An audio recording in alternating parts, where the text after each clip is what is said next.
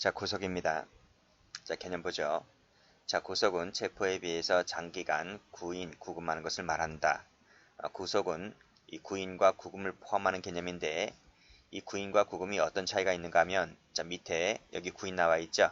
구인은 법원 기타 장소에 인치하는 것을 말하고 자, 구금은요. 교도소, 구치소 등에 감금하는 처분을 말합니다. 그 차이만 있을 뿐입니다. 다시 올라가 볼게요. 자, 요 2번을 체크 한번 해보세요. 자, 우리 체포의 경우에는 영장주의 예외가 적용됐었죠.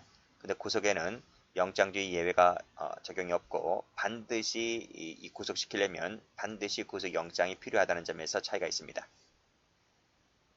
자, 됐고요. 자, 구인 볼게요. 자, 전문가입니다. 71조.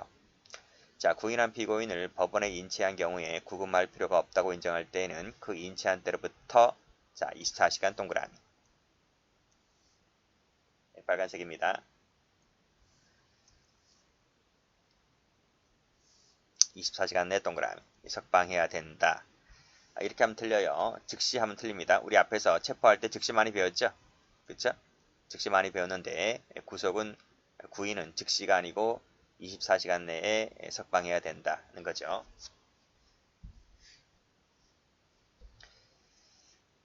왜 차이가 있을까? 체포할 때는 즉시 석방이지만 구속했을 때는 왜 즉시가 아닐까? 절차가 좀 있기 때문에 그렇습니다.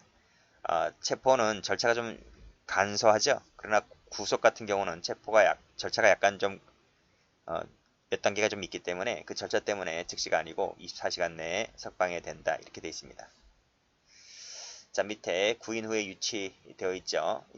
인치받은 피고인을 유치할 필요가 있을 때에는 교도소, 구치소, 유치장에 유치할 수가 있는데 이 유치기간 역시 마찬가지로 24시간을 초과할 수 없다. 24시간 동그라미. 숫자 받으세요.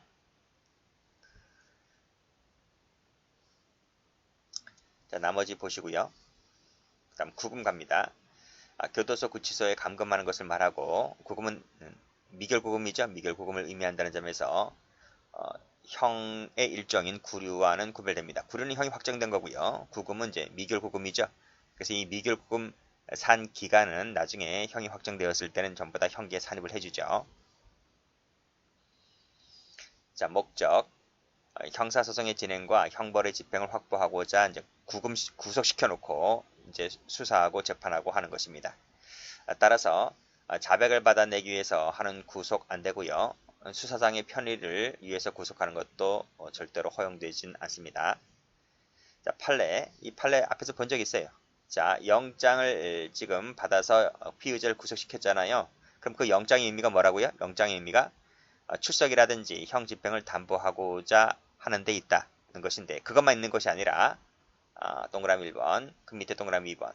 그렇죠? 수사할 때 내가 너네 영장 끊어줘서 너네 이 친구 신병 확보했으니까 너네 임마 조사 잘해 라고 하는 것까지 예정하고 있다는 것까지 제가 앞에 설명드린 바가 있습니다. 일단 끊고요. 자, 시험 그 다음부터 나오는 거죠.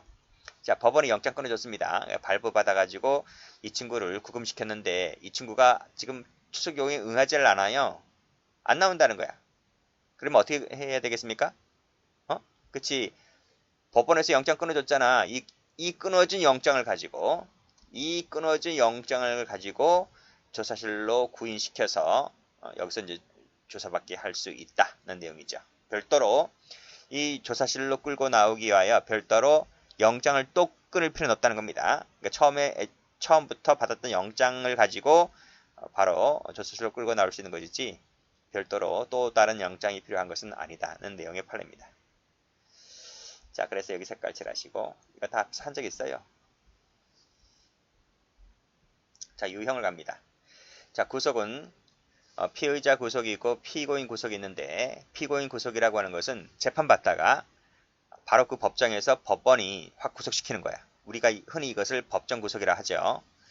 자, 피의자 구속은요. 반드시 체포된 피의자만을 의미한다 하면 틀려요. 그건 뭐냐면 자, 밑에 각주 설명해 놨는데 여기를 보시면 피의자 구속은 이 체포된 피의자 구속뿐만 아니라 체포되지 않은 피의자 구속도 있단 말이죠. 그쵸? 그러니까 이 체포된 사람은 어디가 있어요? 이 사람은 지금 집에 있는 것이 아니라 이 사람은 이제 지금 저 유치장이라든지 그쪽 감방에 와 있는 사람이죠. 근데 체포되지 않은 피의자는 집에 가 있는 사람이죠. 집에 그렇죠? 그래서 이 집에 있는 피의자를 구속시키려면 이제 영장실질심사라고 하는 걸 받아야 돼요. 그래서 이 친구는 이제 구인장을 이제 끊어주면 그 구인장을 가지고 이제 수사관들이 가서 그 집에 자택에 가서 차에 태워가지고 이제 법원으로 들고 와서 이제 영장실질심사를 받아야 되는 거예요. 그래서 이제 법 판사 앞에서 영장실질심사 받다가 이제 대기하고 있다가 영장이 나오면 바로 구속시키는 것이고 영장이 안 나오면 이제 집으로 귀국하는 겁니다. 그런 것은 우리 TV에서 많이 보잖아요. 그런 내용입니다. 자, 됐어요. 그래서 이 체포되지 않은 피의자를 영장실질심사 받게 하기 위하여는 구인장이라고 하는 것을 발부해 줍니다. 구인장을 수사관들이 이 구인장을 가지고 가서 이제 구인장 집행을 하고 이 친구를 이제 법원으로 데리고 나오죠. 그런 내용의 절차입니다.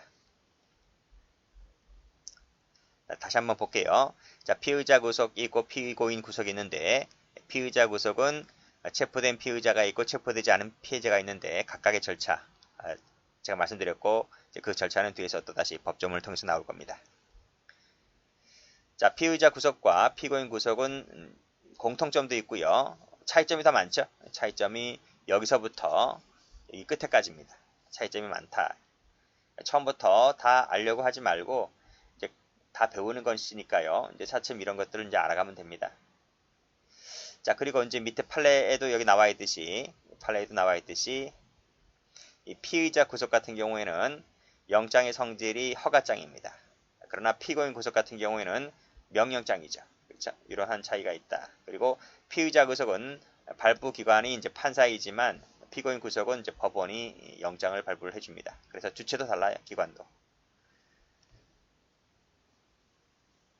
그리고 피의자 구속은 검사의 영장 청구가 필요하지만 피고인 구속은 법원이 직권으로 발부하는 것이기 때문에 검사의 영장 청구라는 것이 필요가 없죠. 자, 그런 내용이고. 자, 그리고 이것도 한번 볼까요? 불법 부분인데 피의자 구속 같은 경우에는 일체의 불법이 허용되지를 않습니다. 그래서 항고도 안 되고 준항고도 안 되는 것 배운 적이 있고요. 그 다음 피고인 구속 같은 경우는 보통 항고는 가능해요. 그 점에서 차이가 있고요. 자, 구속기간에도 차이가 있습니다. 이런 거 다 배웁니다. 뒤에서 피의자 구속은 최장 30일이지만 피고인 구속은 최장 18개월입니다. 뭐 경찰 10일, 검사 10일 이런 거 주는데 뒤에서 다 나올 겁니다. 자, 그리고 재구속 요건 나오죠? 자, 피의자 구속 같은 경우에는 중요한 증거가 발견됐을 때 한해서 재구속이 가능하지만 피고인 구속은 그런 재구속 제한이 없다는 거예요. 없다는 말은 도망, 증거인멸, 주거 부정의 경우에도 재구속이 가능합니다. 그래서 재구속 제한이 없기 때문에 그런 차이점도 있고 그래요. 자, 이런 것들을 이제 앞으로 염두를 해두면서 이제 공부를 하나씩 해 나가면 되는 겁니다. 자, 판례 볼까요? 자, 법원이 직권으로 발부하는 영장 있죠? 이게 바로 뭐다? 밑에 보시면 명령장이에요. 명령장. 자, 그리고 수사기관 청구에 의해서 발부하는 영장, 이 피의자 구속일 때죠? 이때는 허가장입니다. 허가장. 그래서 이 두 가지를 혼동하지 마세요. 청구에 의해서 발부하는 것은 허가장이지만 직권으로 발부하는 것은 명령장이다. 이렇게 차이점 받으시고요.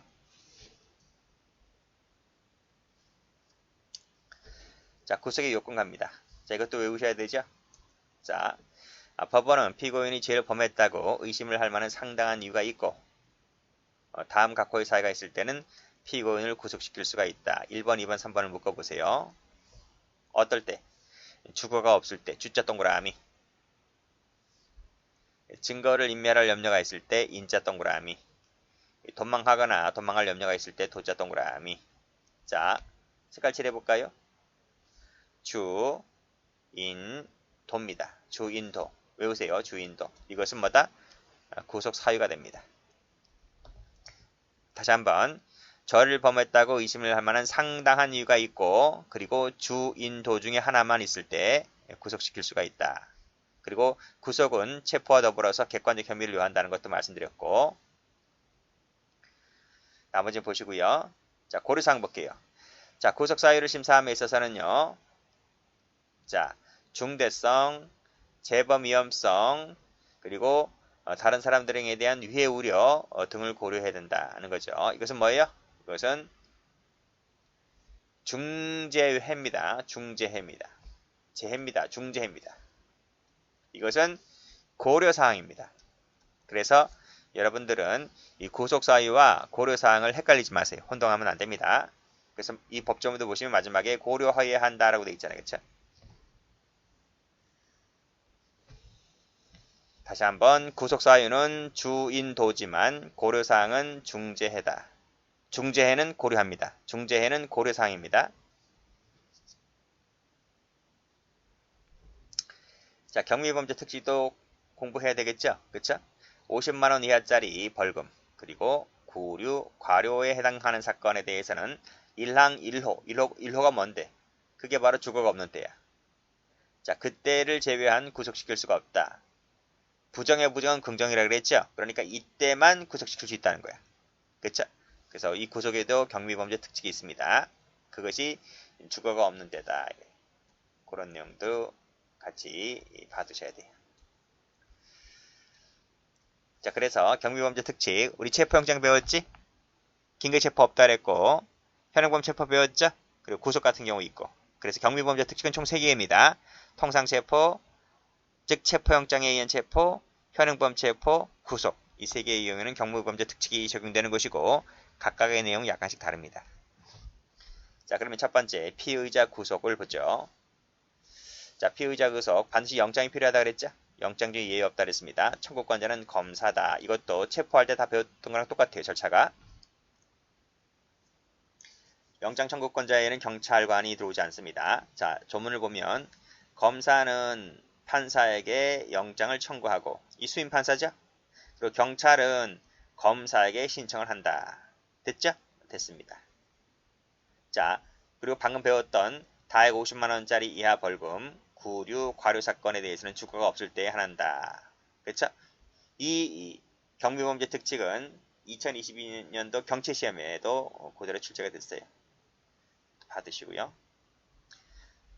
자, 그리고 우리 이것도 앞에서 봤죠? 맨 앞에서 221조의 5 우리 앞에서 봤기 때문에 그쪽에서 찾아보시면 됩니다. 그 다음도 똑같아요. 여기 청구 방식 똑같아. 여기 보면 거의 똑같아. 뭐와? 체포와. 그래서 구속, 체포영장 청구에는 구속영장 청구에는 구속필요 인정할 수 있는 자료를 제출하고, 동일한 범죄 사실에 대해서 영장 청구한 사실이 있을 때에는 다시 영장을 청구한다는 취지 및 이유를 기재하는 것도 똑같죠? 그리고 영장 청구는 서면으로 하고, 이게 이제 구속영장 청구서라고 하는 서면입니다. 그렇죠? 똑같아. 그 다음은 체포에서 배운 거랑 거의 똑같다. 유리한 자료도 제출할 수가 있는 것이고, 수사준칙에 적어놨는데 뭐 이런 것은 간단히 보시면 될 것 같아요. 고려사항이 있을 때는 그 내용을 적어오고, 영장 청구하거나 신청할 때는 여기 영장 청구서 등을 첨부하면 되는 것이고, 그러면 됩니다. 자, 됐습니다.